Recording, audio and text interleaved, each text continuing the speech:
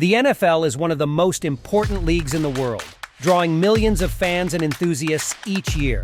Over time, the NFL has become not only a cornerstone of North American sports, but also the benchmark for all football fans. Every child who steps onto the playing field dreams of one day becoming a National Football League player.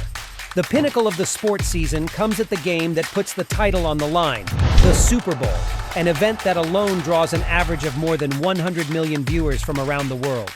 Welcome back to Go to Football, the channel made for fans, by fans.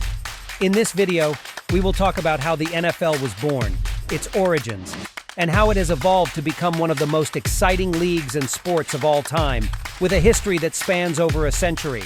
Currently, the NFL has 32 teams, but the history leading up to the present day was a long and winding one filled with attempts and failures. Officially, the NFL was born in 1920 as the American Professional Football Conference. The history of American football dates back to the late 1800s, when it emerged from the merger of several popular sports. However, initially, there was no real national championship or definite structure, and competitions were held on a regional or state basis. Various attempts were made to create a national championship, including with the support of Major League Baseball, a widely established and popular sport, but these attempts were unsuccessful. The turning point in American football occurred in the early 1900s, when various regional circuits were merged into various leagues scattered across the nation, the most significant of which was the Ohio League. In 1917, two of the league's most creditable teams faced off during a tour. Leo Lions' Rochester Jeffersons were defeated by Native American Jim Thorpe's Canton Bulldogs. On that occasion, Lions approached Thorpe in an attempt to persuade him to create a national league that could oust the monopoly held in those years by baseball.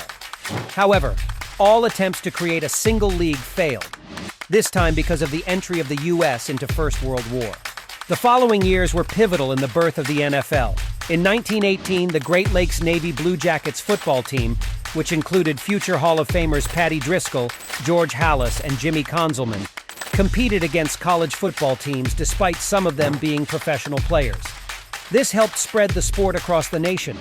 The following year saw the emergence of the first informal and distinct interstate circuits.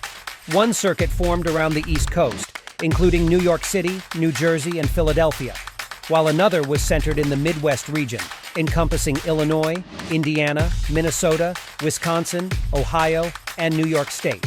It was the latter that laid the foundation for what would eventually become the current National Football League, NFL. The costs of participating in interstate championships and maintaining rosters began to impose an increasing burden on teams' budgets.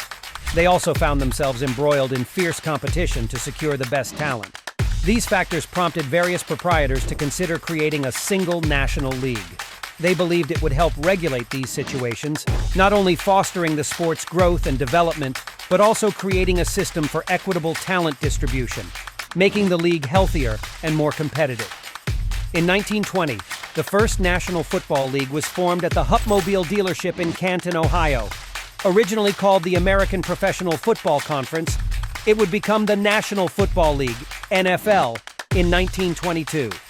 The early years of the league were tumultuous as teams struggled to create a fair system that balanced competitiveness and spectacle. Many teams moved to larger urban centers that could provide the necessary support. Over time, the number of teams increased. The second half of the 1900s proved to be crucial in the league's history. After the Second World War, the NFL vied with college football for fans. With the incredible economic boom of the time, home appliances and television became commonplace.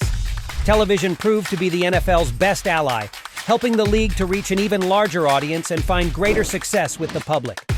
During the early years, the NFL found itself facing competition from a series of parallel leagues that were highly successful. As early as 1949, the NFL incorporated the AAFC.